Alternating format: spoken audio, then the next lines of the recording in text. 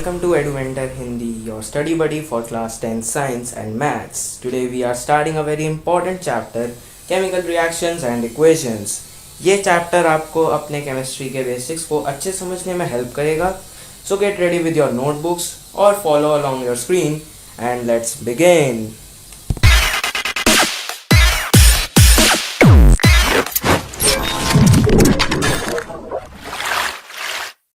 So we will first talk about the chemical reactions.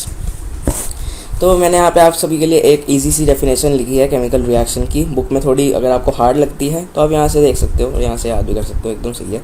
The breaking and making of bonds between different atoms to produce a new substance is called a chemical reaction. एकदम easy to learn language है. There are two types of changes. यहाँ पे दो types के changes होते हैं. पहले तो फिजिकल हो गए और केमिकल चेंजेस हो गए. ठीक है, तो हम पहले बात करेंगे मेल्टिंग ऑफ आइस की, जो कि एक फिजिकल चेंज है. इसमें जब एक आइस हमने सॉलिड फॉर्म में ली और यहाँ पे हमने जब उसको मेल्ट करा तो वो लिक्विड फॉर्म में आ गई. तो इस दौरान उसने अपनी स्टेट बदली, यानी कि सॉलिड स्टेट से लिक्विड स्टेट में आ गई वो. तो इसी चेंज ऑफ स्टेट को हम बोलते हैं फिजिकल चेंज. जब उसने अपनी फिजिकल अपीयरेंस को चेंज कर लिया और अपनी स्टेट को बदल लिया सॉलिड से लिक्विड में. वैसे ही हम बात करेंगे रस्टिंग ऑफ आयरन की. जब आयरन यानी कि Fe होता है और जब वो ऑक्सीजन के साथ रिएक्ट कर लेता है तो वो बना देता है Fe2O3. ठीक है, Fe2O3 बना देता है. अब जो ये Fe2O3 है यही रस्ट का केमिकल फॉर्मूला होता है. तो इसमें जो आयरन था वो नॉर्मल पहले Fe था और उसने जब ऑक्सीजन के साथ रिएक्ट करा, यानी कि मतलब एटमॉस्फेयर की जो ह्यूमिडिटी बोल सकते हैं उसके साथ रिएक्ट करा, तो वो उसने एक रस्ट फॉर्म कर लिया अपने ऊपर और इसी को केमिकल चेंज बोलते हैं. इसमें उसने अपनी एंटायर केमिकल प्रॉपर्टीज़ को भी चेंज कर लिया और एक नया सब्सटेंस ही फॉर्म कर दिया अपने से बिल्कुल अलग. वैसी बात कर लेंगे फॉर्मेशन ऑफ कर्ड में. इसमें भी एक एसिड फॉर्म हो जाता है जब हम मिल्क को ऐसे ही रख देते हैं ना फ्रिज में, तो फिर एक नॉर्मल वो फॉर्म हो जाता है, एसिड फॉर्म हो जाता है जिसको हम बोलते हैं लैक्टिक एसिड. ठीक है, ये याद रखना.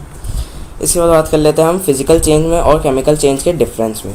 ठीक है, तो सबसे पहले फिजिकल चेंज में जो चेंज होता है इसमें वो टेम्प्रेरी होता है कि जैसे आपने मान लो सॉलिड आइस थी उसको हमने लिक्विड में चेंज कर लिया, तो फिर हम ये एक तरह से टेम्प्रेरी चेंज है क्योंकि हम इसको दोबारा वो भी कर सकते हैं, सॉलिड में चेंज भी कर सकते हैं दोबारा से, इरिवर्सिबल है.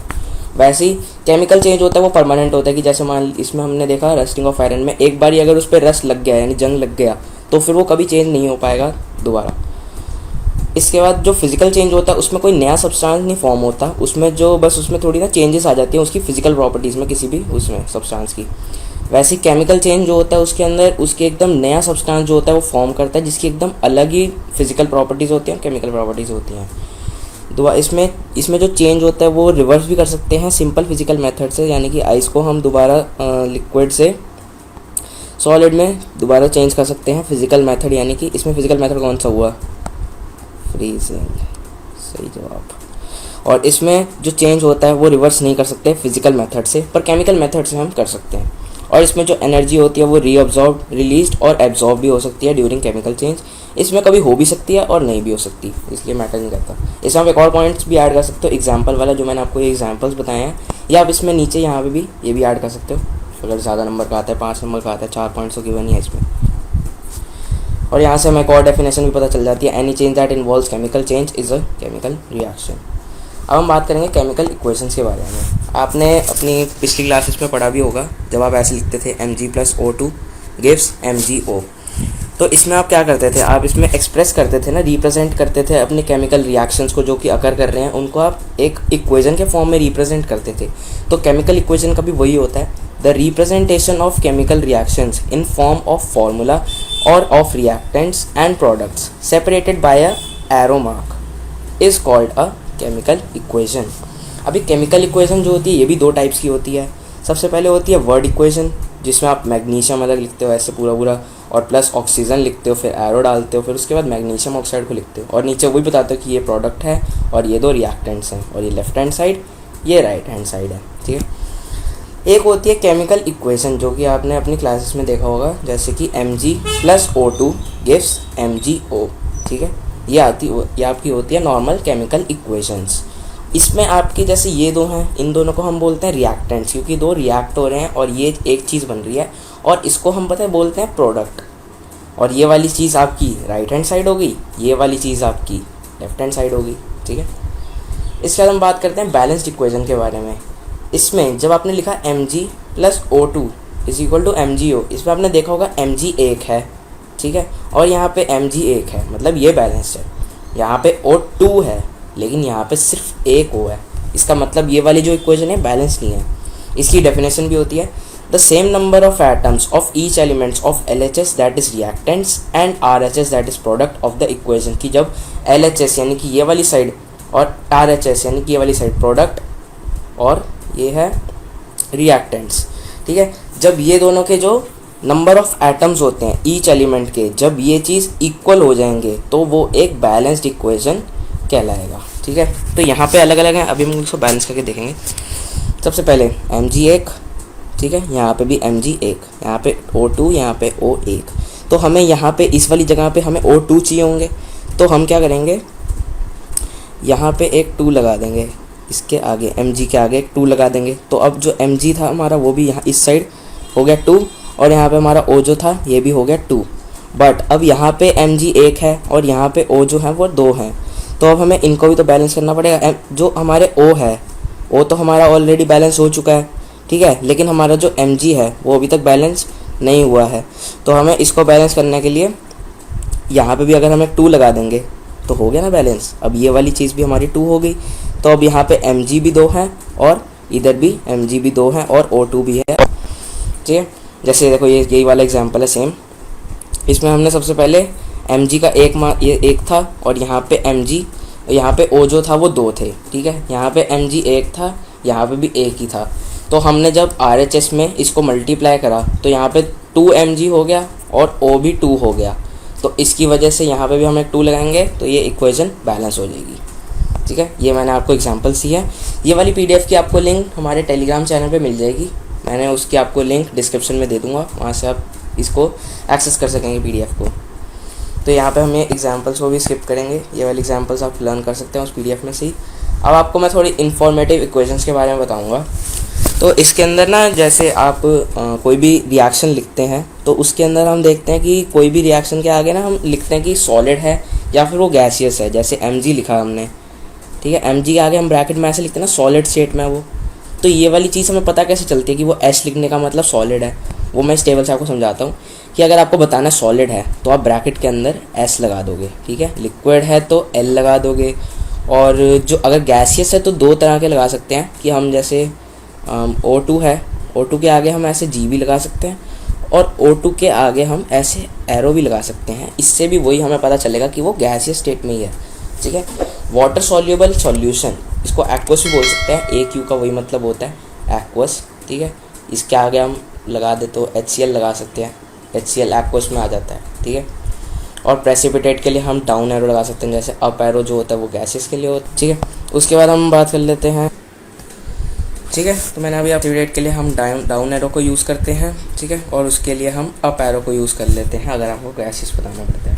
और reaction condition such as temperature, pressure और कैटलिस्ट, इसको बताने के लिए हम सिर्फ और सिर्फ मतलब डाउन एरो को ही, इसको भी इसी के लिए भी यूज़ करते हैं, इंडिकेटेड अबव और बिलो एरो, ऊपर वाला एरो या फिर नीचे वाला एरो, दोनों में से कोई भी इनके लिए यूज़ कर सकते हैं, ठीक है। हीट की बात कर लेते हैं। हीट में हम ऐसे ट्रायंगल बना देते हैं, लेकिन हीट में हम ऐसे किसी एक ऑब्जेक्ट के आगे नहीं बनाते, जैसे HCl लिख दिया उसके आगे ऐसे ट्रायंगल बना दिया, नहीं, ऐसे नहीं करना। अगर हम कोई भी ऐसी इक्वेशन लिखते हैं जैसे Mg प्लस O2, तो हम जो ये एरो बनाते हैं ना, आगे MgO लिख दिया पहले तो, हाँ, MgO लिख के जो ये ऊपर एरो बनाते हैं ना, इसके ऊपर हमें ऐसे करके बनाना है ये ट्रायंगल हीट लिखने के लिए, या फिर नीचे या ऊपर हीट भी लिख सकते हो, ठीक है, ऐसे करना पड़ता है इसके लिए, हीट के लिए, ठीक है। अब इनके हमने थोड़े एग्जांपल्स भी दिए हैं, जैसे देख लो कि अगर हम 3 एटमॉस्फेरिक प्रेशर बताना चाह रहे हैं तो फिर ऐसे करके लिख सकते हैं। अगर हम सनलाइट और क्लोरोफिल की मदद से, या ग्लूकोज की इक्वेशन है इसको बताना चाह रहे हैं, तो फिर हम ऐसे सनलाइट और क्लोरोफिल लिख सकते हैं, ठीक है। और इसके आगे देख सकते हो आप Fe के आगे S सॉलिड स्टेट में है, H2O के आगे L लिक्विड स्टेट में है, Fe3SO4 सॉलिड, ये वाला गैसियस में ऊपर को एरो है, याद रखना, ठीक है। अब टाइप्स ऑफ रिएक्शंस होते हैं, ये वाले आप देख सकते हो, इन सब के बारे में हम बात करेंगे। सबसे पहले बात करते हैं कॉम्बिनेशन के बारे में। सो कॉम्बिनेशन रिएक्शन होता है कि जब एक रिएक्टेंट मतलब दो रिएक्टेंट जो होते हैं वो रिएक्ट करके एक सिंगल प्रोडक्ट बनाते हैं तो उसको कॉम्बिनेशन रिएक्शन बोलते हैं। डेफिनेशन देख लो, a reaction in which to और मोर reactants combine to form a single product is called a chemical combination। ठीक है। बर्निंग ऑफ कोल एग्जाम्पल है जिसमें कार्बन जो कि सॉलिड है प्लस ऑक्सीजन जो कि गैसियस है, वो जो होता है वो मिलकर बनाता है CO2 जो कि गैसियस में ही बनेगा, कार्बन डाइऑक्साइड गैसियस होता है। ठीक है। Formation of water from H2 + O2। ठीक है, ये वाला भी देख सकता हूँ। ठीक है। इसके बाद हम बात करते हैं डीकम्पोजिशन रिएक्शन के बारे में। ठीक है। डीकम्पोजिशन रिएक्शन होता है a reaction in which a single reactant, एक सिंगल रिएक्टेंट है वो ब्रेक डाउन कर जाता है दो या दो से ज़्यादा प्रोडक्ट्स में। ठीक है, मतलब किसी भी चीज़ को डीकम्पोज करके उसको तोड़ देना, मतलब अलग अलग कर देना। ठीक है। Single reactant breaks down to form 2 और more products is known as decomposition reaction. So इसमें 3 टाइप्स के होते हैं डीकम्पोजिशन रिएक्शन। एक तो हो गया थर्मल, ठीक है, एक हो गया इलेक्ट्रोलाइटिक, एक हो गया फोटोलाइटिक। ठीक है, अब इनके बारे में बता दूँ, वैसे समझ नहीं आया होगा, बता देता हूँ। जो थर्मल डीकम्पोजिशन होता है ना, वो ऐसा डीकम्पोजिशन होता है जो कि टेक प्लेस करता है in the presence of heat. जब हीट वहाँ पे है और तब जो डीकम्पोजिशन हो रहा है ना, उसको बोलते हैं हम थर्मल डीकम्पोजिशन। ठीक है। तो सबसे पहले FeSO4 जो था उसको हीट करा हमने तो वो टूट गया Fe2O3 में और SO2 और SO3 गैस में, सल्फर डाइऑक्साइड और सल्फर ट्राइऑक्साइड। ठीक है। अब वैसे ही CaCO3 जो था यानी कि लाइमस्टोन, इसको लाइमस्टोन बोलते हैं, ये वाली चीज़ें भी आपको याद रखनी है। ठीक है। और CaO जो कि एक क्विक लाइम है, इसको ये भी याद रखना है। तो ये CO2 कार्बन डाइऑक्साइड इसमें टूट गया CaCO3। ठीक है। वैसे ये नाइट्रेट लेड नाइट्रेट का है, ये भी याद कर लेना। इसके बाद आता है फोटोलाइटिक डीकम्पोजिशन आता है, जिसके अंदर ऐसा डीकम्पोजिशन जो कि टेक प्लेस करे in the presence of light या फिर सनलाइट। जैसे यहाँ पे सनलाइट है, ठीक है, सनलाइट या फिर लाइट के प्रेजेंस में जो भी डीकम्पोजिशन अकर करे वो फोटोलाइटिक डीकम्पोजिशन है। जैसे AgCl सिल्वर क्लोराइड जो है वो अगर डीकम्पोज होता है सनलाइट में, अगर हम AgCl को लेके जाते हैं ना डायरेक्टली, तो वो 2 में ब्रेक हो जाता है, वो सनलाइट में मतलब जाने से ऐसे हो जाता है, इसलिए उसको फोटोलाइटिक डीकम्पोजिशन में डालते हैं हम। तो AgCl जो है वो सनलाइट में जाने के बाद Ag + Cl2 बना देता है। ठीक है। वैसे ही AgBr होता है सिल्वर ब्रोमाइड। ठीक है, इसको भी सनलाइट में अगर लेके जाओ तो ये भी Ag अलग कर देता है और ब्रोमाइन अलग कर देता है। ठीक है। इसके बाद इलेक्ट्रोलाइटिक डीकम्पोजिशन का सिर्फ एक ही एग्जांपल है, क्योंकि एक ही होता है इसमें ऑब्वियसली इलेक्ट्रोलाइटिक के लिए। ठीक है। तो ऐसा डीकम्पोजिशन जो कि प्रेजेंस ऑफ इलेक्ट्रिसिटी में डीकम्पोज हो जाए उसको हम बोलते हैं इलेक्ट्रोलाइटिक डीकम्पोजिशन रिएक्शन। तो जो H2O है उसको हमने उसका इलेक्ट्रोलाइसिस करा। जब आपने देखा होगा ना ऐसे पहली वाली क्लासेस में, जब एक पूरी ऊपर बैटरी का ऐसे सेटअप होता था, ठीक है, नीचे ऐसे 2 इलेक्ट्रोड्स लगा देते थे, फिर और ऐसे सॉल्यूशन होता था जिसमें जो वो वाला मेटल होता था पॉजिटिव वाला वो इधर कैथोड पे चला जाता था और एनोड पे नेगेटिव वाला चला जाता था, ऐसे 2। ठीक है, याद होगा आपको। तो इसी प्रोसेस को हम इलेक्ट्रोलाइसिस बोलते थे। इसी को हमने रिएक्शन में दिखा दिया। जब H2O का इलेक्ट्रोलाइसिस हुआ तो वो H2O H2 और +O2 में ब्रेक हो गया। ठीक है। इसके बाद हम बात करते हैं डिस्प्लेसमेंट रिएक्शन के बारे में। डिस्प्लेसमेंट रिएक्शन थोड़ा सा टफ है, और वैसे ही एक और इसमें होता है डबल डिस्प्लेसमेंट रिएक्शन, वो भी थोड़ा सा टफ है, उसको आप ध्यान से सुनना भी। तो जब when more reactive element displaces less reactive element from its compound is called a displacement reaction. तो ये एक कंपाउंड है, ठीक है, इसमें Fe है एक और एक CuSO4 है। CuSO4 कंपाउंड है, Fe भी एक अलग एलिमेंट है। तो अब Fe जो है वो Cu से ज़्यादा रिएक्टिव है, तो फिर जो Fe होगा ना वो उसको रिएक्शन के दौरान Cu को डिस्प्लेस कर देगा और खुद ना Cu की जगह ले लेगा और बना देगा FeSO4 और Cu को ऐसे अलग निकाल देगा। इसी को ही हम सीधा डिस्प्लेसमेंट रिएक्शन बोलते हैं। और थोड़ा देख के करना, क्योंकि कभी बार क्वेश्चन ऐसा आ जाता है जिसमें ये वाला जो होता है ना, ये इससे Cu से जैसे लेस रिएक्टिव होता अगर ये, तो ये सिंपल इक्वेशन में ना ऐसे लिख देते हैं और यहाँ पे आप आगे लिख देता है आगे नो चेंज। ठीक है, इसमें कोई चेंज ना आता अगर ये वाली चीज़ ना इससे लेस रिएक्टिव होती तो फिर इसको डिस्प्लेस कर ही नहीं पाता। ठीक है, ये वाला होता है आपका डिस्प्लेसमेंट रिएक्शन। इसके आप और एग्जांपल देख सकते हो PDF से। ठीक है। इसके अलावा आता है double displacement, second most important. ठीक है। तो इसमें जो रिएक्शन होता है इन विच 2 डिफरेंट आयन और group of atoms in the reactant molecules are displaced, it is called double displacement reaction. ठीक है। इसमें आपका ये वाला एक कंपाउंड है, ये वाला एक कंपाउंड है, ये सारे मतलब ये वाले 2 कंपाउंड हैं अभी फिलहाल, इन दोनों को मान लो कंपाउंड। ठीक है, इन दोनों को अभी थोड़ा साइड में रखना। ये दो कंपाउंड है आपके Na2SO4 और अब BaCl2। अब इसमें जो Na है ना वो Ba से ज़्यादा रिएक्टिव है। ये वाली चीज़ ऐसे सोच के करना कि Na जो है वो इससे ज़्यादा रिएक्टिव है, इसलिए Na इसकी जगह ले लेगा और Ba जो है वो इसकी जगह ले लेगा, समझे। तो अब क्या बना इससे NaCl, ठीक है, और BaSO4, समझ गए। इसको बोलते हैं हम डबल डिस्प्लेसमेंट रिएक्शन। ये वाली अगर आपको चीज़ क्लियर हो गई ना, बस फिर आपको तो सारे टाइप्स के रिएक्शन एकदम सही से क्लियर हो जाएंगे, क्योंकि ऊपर वाले इजी हैं। एक तो डबल डिस्प्लेसमेंट थोड़ा टफ लगता है और डिस्प्लेसमेंट बच्चों को टफ लगता है, ठीक है। इन दोनों को याद कर लो, बस फिर आपका हो गया। इसके बाद हम दो और टाइप से होते हैं, ऑक्सीडेशन और रिडक्शन। ये दोनों भी बहुत सेकंड मोस्ट इंपॉर्टेंट, इनको भी मान लो या टॉप मोस्ट भी मान सकते हो, आपकी मर्जी है जैसा आपको लग रहा है, ठीक है। The process of addition of oxygen to a substance और removal of hydrogen from a substance is called oxidation.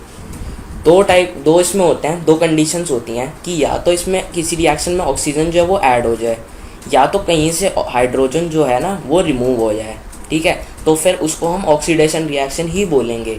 जैसे इसमें Cu था, इसमें ऑक्सीजन ऐड हो गई तो जो CuO बना ना, तो इसको हम ऑक्सीडेशन रिएक्शन बोलेंगे, क्योंकि इसमें ऑक्सीजन ऐड हो रही है, ठीक है। तो अगर हम कोई और एग्जांपल भी ले लें जहाँ पे जो हाइड्रोजन जो है ना रिमूव हो रही है, ठीक है, जैसे डिस्प्लेसमेंट रिएक्शन हो रहा है, उसके अंदर हाइड्रोजन जो है वो रिमूव हो गया या फिर डिस्प्लेस कर दिया गया किसी और एलिमेंट से और उसको अलग निकाल दिया या हटा दिया उसको, तो उसको भी हम ऑक्सीडेशन ही बोलेंगे, क्योंकि इसमें दो कंडीशन में से एक कोई भी एक फुलफिल होना इंपॉर्टेंट है, कि अगर या तो एडिशन ऑफ ऑक्सीजन हो जाए या तो रिमूवल ऑफ हाइड्रोजन हो जाए। दोनों साथ में होने का मतलब वो नहीं बनता कि अलग अलग हो सकता है, ठीक है। वैसे ही दूसरा आता है reduction. The process of removal of oxygen from a substance और addition of hydrogen to a substance is called a reduction reaction, ठीक है। या तो ऑक्सीजन रिमूव हो जाए, इसमें उल्टा है एकदम रिडक्शन में, या तो ऑक्सीजन रिमूव हो जाए या हाइड्रोजन ऐड हो जाए, तो फिर उसको हम बोलेंगे रिडक्शन रिएक्शन, ठीक है।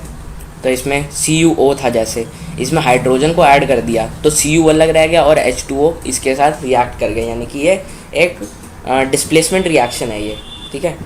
और ऐसे पेपर में ये भी आ जाता है कि भाई आइडेंटिफाई करो कि ये कौन सा रिएक्शन है, तो वो भी आपको याद होना चाहिए कि ये कौन सा रिएक्शन है, ठीक है। इसके बाद आता है रीडॉक्स रिएक्शन। इसका नाम आपको लग रहा होगा कि अभी कुछ कहीं से तो बना हुआ है, ऐसा लग रहा होगा, सही हो। इसका नाम कैसे बना है, रिडक्शन का RED और ऑक्सीडेशन का OX, रिडॉक्स। यानी कि इसमें आपको क्या पता चल रहा है कि ये दो जो हैं इन दोनों का कॉम्बिनेशन ही रिडॉक्स रिएक्शन होता है। समझाता हूँ। The reactions in which oxidation and reduction takes place simultaneously is called a redox reaction. एक रिएक्शन में जब ऑक्सीडेशन और रिडक्शन जो होता है दोनों ही टेक प्लेस करते हैं, लेकिन साइमल्टेनियसली यानी कि बारी बारी से, तो उसको हम रिडॉक्स रिएक्शन बोलते हैं। इसमें एग्जांपल देख लो। इसमें जब Cu था, Cu हाइड्रोजन के साथ रिएक्ट करा और आगे जाके सिर्फ Cu रह गया, यानी कि इसका ऑक्सीजन जो था वो हट गया, तो इसका ऊपर लिखा हुआ देखो रिमूवल ऑफ ऑक्सीजन। अगर ऑक्सीजन हट जाए तो मैंने क्या बताया था, वो क्या है, रिडक्शन रिएक्शन, ठीक है। तो रिडक्शन रिएक्शन होता है जिसमें ठीक है, तो इसमें रिमूव हुआ है जो हमारा Cu था, इसमें से हमारा जो ऑक्सीजन है वो रिमूव हो गया और इसकी वजह से हमारा नॉर्मल एक Cu बच गया इधर, तो इसमें रिमूवल ऑफ ऑक्सीजन हुआ है, इसका मतलब यहाँ पे रिडक्शन हुआ है, ठीक है। इसके बाद हमारा जो हाइड्रोजन था वो पहले नॉर्मल था, ठीक है, आगे रिएक्शन के अंदर जो था वो आगे जाके ऑक्सीजन उसके साथ ऐड हो गई, ठीक है। तो फिर इसमें एडिशन ऑफ ऑक्सीजन हुआ है, तो उसमें किस में होता है, वो सिर्फ ऑक्सीडेशन में ही होता है ना, तो यहाँ पे ऑक्सीडेशन लिख देंगे। तो ऐसे आपको आइडेंटिफाई करने को आ जाएगा कि इसमें क्या चीज़ ऑक्सीडाइज हुई है और क्या चीज़ रिड्यूस हुई है, ठीक है। ये वाली चीज़ आएगी आपकी, तो इसको आप अच्छे से अटेंड करना। इसके अलावा इसमें एक और चीज़ आती है, एक सेकंड, इसमें आपकी वो वाली चीज़ भी आ जाती है कि इसमें आपको बताना होता है कि कौन सा ऑक्सीडाइजिंग एजेंट है और कौन सा रिड्यूसिंग एजेंट है। इसको याद करने के लिए एक सिंपल सी ट्रिक है, वो मैं आपको बता देता हूँ अभी। जहाँ पे भी ऊपर रिडक्शन हो रहा है ना, वहाँ पे उसका जस्ट ऑपोजिट यानी कि ऑक्सीडाइजिंग रीएजेंट वो बन जाएगा, ठीक है। एकदम उसका ना अपोजिट हो जाता है कि जहाँ पे भी आपने पहले आइडेंटिफाई कर लिया कि यहाँ रिडक्शन हो रहा है, तो उससे आपका डायरेक्ट सीधा बन जाएगा कि यहाँ पे ऑक्सीडाइजिंग रीएजेंट है ये, ठीक है, ऑक्सीडाइजिंग रीएजेंट है ये, ठीक है। यहाँ से आपको डायरेक्ट पता चल जाएगा।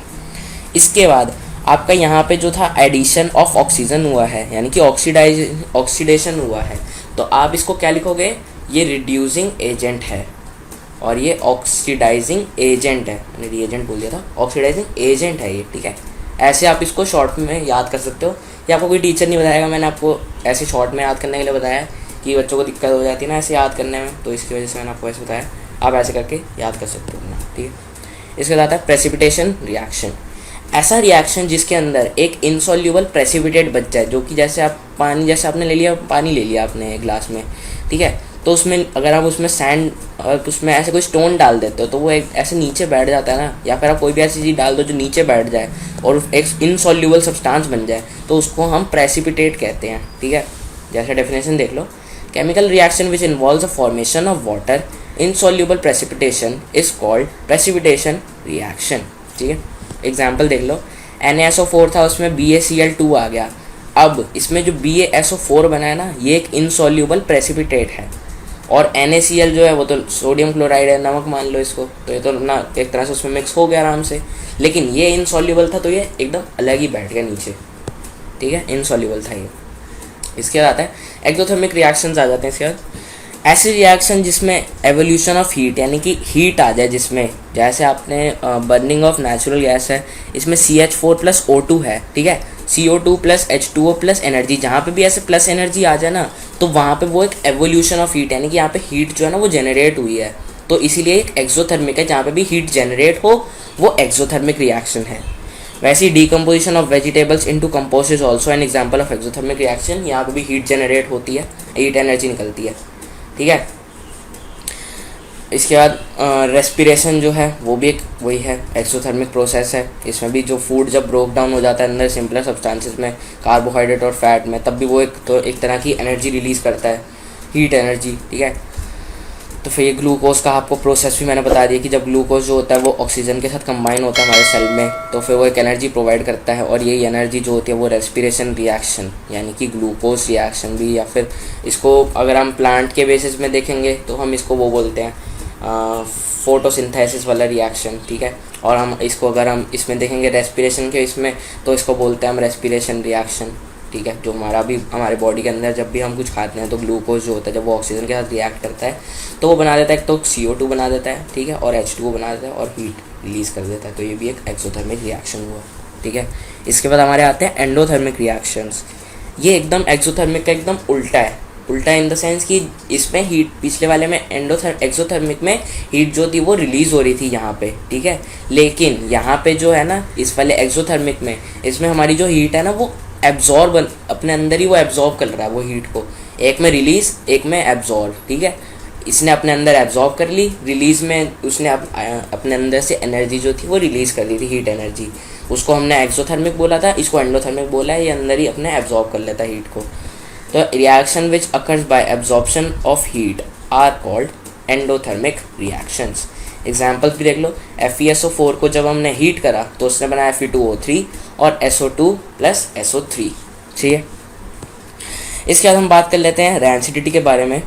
The process of slow oxidation of oil and fats present in the food material resulting in the change of smell and taste is called rancidity. जब भी हम एक स्लो प्रोसेस होता है ये ऑक्सीडेशन का, जिसमें ऑयल और फैट जो होता है वो प्रेजेंट होता है इन द फूड मटीरियल्स, जो कि उसकी चेंज कर देता है स्मेल को और उसके टेस्ट को, मतलब ख़राब कर देता है, स्पॉइल कर देता है फूड को, और उससे उसकी स्मेल और टेस्ट जो होता है वो चेंज हो जाता है, इसी को हम रैंसिडिटी कहते हैं।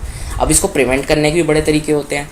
अगर उसको हम फूड मटेरियल को एयर टाइट कंटेनर में रख दें तो बच जाएगा, रेफ्रिजरेटर में रख दें कुक्ड फूड को लो टेम्परेचर पे तो भी वो बच जाएगा, पैकेजिंग कर दें किसी भी फूड आइटम्स की, जैसे कि नाइट्रोजन गैस डाल देते हैं ना हम, चिप्स के पैकेट्स होते हैं उसके अंदर हम ना नाइट्रोजन गैस डाल के देते हैं वो, ताकि वो रैंसिडिटी से बच जाए, ठीक है। और ये बड़े सारे तरीके हैं, ये भी आप पढ़ सकते हो। इसमें आता है कोरोजन, ठीक है। कोरोजन एक प्रोसेस है जिसके अंदर जो मेटल होता है ना वो slowly eaten away by the reaction of air water chemicals present in the atmosphere is called corrosion. जब एक नॉर्मल आयरन है उसके ऊपर आपने देखा होगा कुछ टाइम के बाद ऐसे रस्ट लग जाती है, वो क्यों लगती है? क्योंकि जो एयर के अंदर जो ऑक्सीजन मॉलिक्यूल्स प्रेजेंट होते हैं ना वो उसके साथ रिएक्ट हो जाते हैं, और एयर और कभी कभार जब बारिश हो जाए तो वाटर और कुछ केमिकल्स जो होते हैं एटमॉस्फेयर में वो भी जब उसके साथ रिएक्ट कर जाते हैं ना आयरन के साथ, तो वो उस पर रस्ट लगा देते हैं, इसी को ही हम कोरोजन बोलते हैं। अब जैसे example black coating on silver, silver के ऊपर ब्लैक कोटिंग आ जाती है, कॉपर के ऊपर ग्रीन कोटिंग आ जाती है, इसी को कोरोजन बोलते हैं हम, ठीक है। रस्टिंग ऑफ आयरन भी इसका वो है, इसको हम बचाने के लिए ये भी कर सकते हैं कि applying paint on iron articles rusting can be prevented, ऐसे करने से, ठीक है।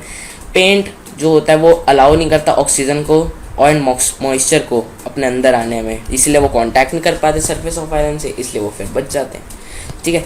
इसके बाद मैंने आपको ये एक्टिविटीज़ भी दी हैं कई सारी, जिसमें आप क्वेश्चंस सॉल्व कर सकते हो, जितने भी मैंने आपको नीचे इसमें प्रोवाइड करवाए हैं ये आप सॉल्व कर लेना, इससे आपकी प्रैक्टिस हो जाएगी और ज़्यादा।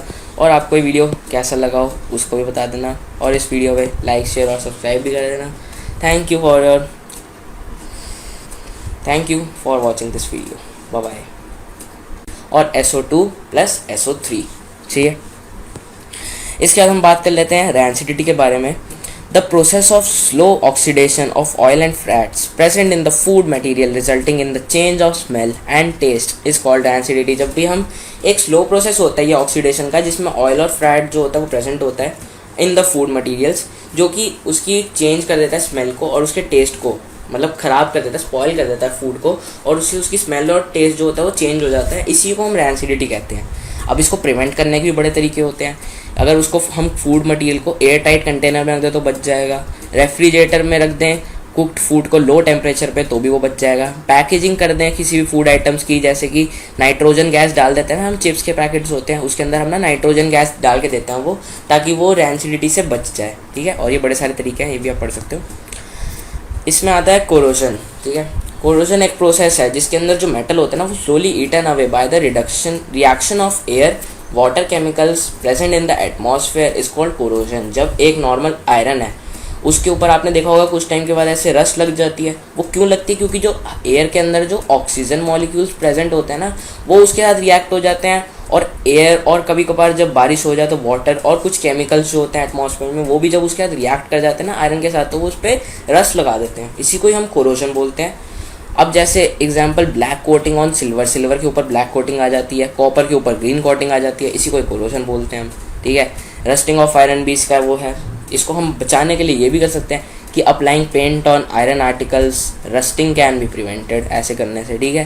पेंट जो होता है वो अलाउ नहीं करता ऑक्सीजन को और मॉइस्चर को अपने अंदर आने में, इसलिए वो कांटेक्ट नहीं कर पाते सरफेस ऑफ आयरन से, इसलिए वो फिर बच जाते हैं, ठीक है। इसके बाद मैंने आपको ये एक्टिविटीज़ भी दी हैं कई सारी, जिसमें आप क्वेश्चंस सॉल्व कर सकते हो, जितने भी मैंने आपको नीचे इसमें प्रोवाइड करवाए हैं ये आप सॉल्व कर लेना, इससे आपकी प्रैक्टिस हो जाएगी और ज़्यादा। और आपको ये वीडियो कैसा लगा हो उसको भी बता देना, और इस वीडियो पे लाइक शेयर और सब्सक्राइब भी कर देना। Thank you for watching this video, bye bye.